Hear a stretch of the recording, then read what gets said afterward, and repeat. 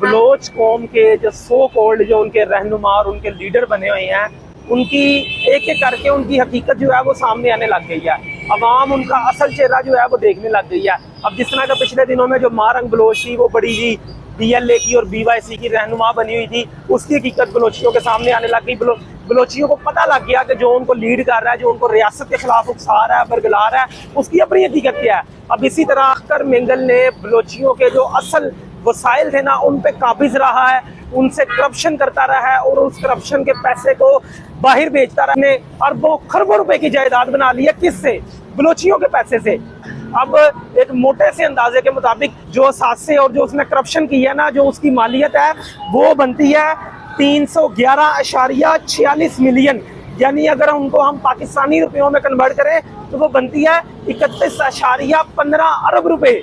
उसने 31.15 अरब रुपए की करप्शन करके अपनी तिजोरियां बनी है, बैरून मुल्क अपने असासे बनाए हैं। और ये किसका पैसा था? ये बलोचियों का पैसा था। ये उन सादा लो बलोचियों का पैसा था जिन्होंने इनके ऊपर अंधा एतमाद किया है, बलोचियों को उकसाते हैं और रियासत के खिलाफ जो है ना उनसे नारे लगवाते हैं। अब हम अवाम में चलेंगे और अवाम से जानेंगे कि अवाम अख्तर मेंगल की हकीकत के बारे में और असलियत के बारे में क्या जानती है और बलोची सादा लो अवाम को क्या मशवरा देना चाहती है। ओहो जमाल भाई, अख्तर मेंगल ਦਾ ਨਾਂ ਕਿਹਦਾ ਨਾਂ ਲੈ ਲਿਆ ਤੁਸੀਂ? ਉਹ ਤਾਂ ਬੜਾ ਕਰਪਟ ਆਦਮੀ ਹੈਗਾ, ਬੜਾ ਫਰਾਡੀ ਹੈਗਾ।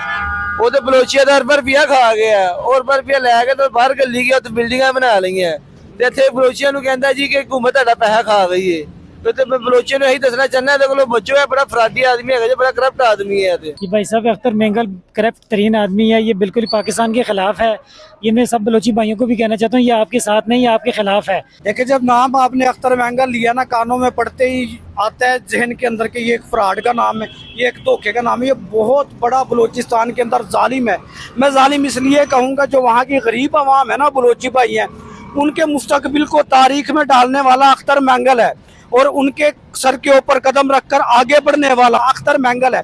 इसने अपने जुल्म से, अपनी जहानत से, शैतानी जहन से पैसा इकट्ठा करके बाहर के जो बैंक है ना, उनसे डॉलर भर के रख दिए और जो मुस्तकबिल उनका बच्चों का तारीख किया है ना, बलोचिस्तान के जो आवाम थी उनके बच्चों का, जिन्होंने आगे बढ़ना था, जो रुकावटें पैदा की हैं, वो अख्तर मेंगल ने की हैं। लेकिन ये तो कहता है कि रियासत ने बलोचियों का हक खाया। नहीं, रियासत तो जैसे पंजाब के साथ है, सिंध के साथ है, खैबर पख्तूनख्वा के साथ है, ऐसे ही बलोचिस्तान के साथ है। रियासत तो एक माँ होती है, उसके लिए सारे महबूब हैं, उसके लिए सारे पसंदीदा हैं। वो कभी नहीं चाहेगी एक आगे आए दूसरा पीछे हट जाए। वो सबको चाहती है कि सब तरक्की करे, सब सूबों के अंदर जो है खुशहाली हो।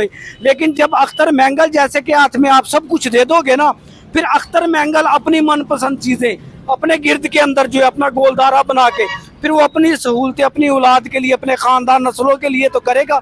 अवाम जो उसको मानने वाली है उसके लिए वो कोई फायदा नहीं दे सकता। यानी आप ये कहना चाह रहे हैं ये अख्तर मेंगल और जैसे जितने भी सरदार हैं उन्होंने बलोचियों का हक खाया। असल वही है, वो जालिम है। अख्तर मेंगल एक जालिम है।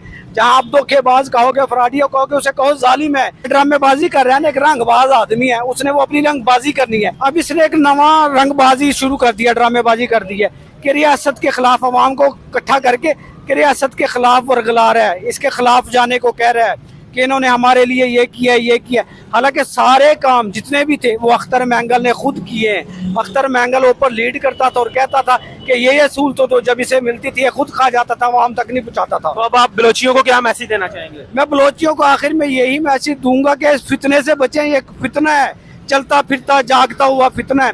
इस फितने से खुद भी बचे, अपने घर वालों को, बच्चों को और बलोचिस्तान को बचाएं।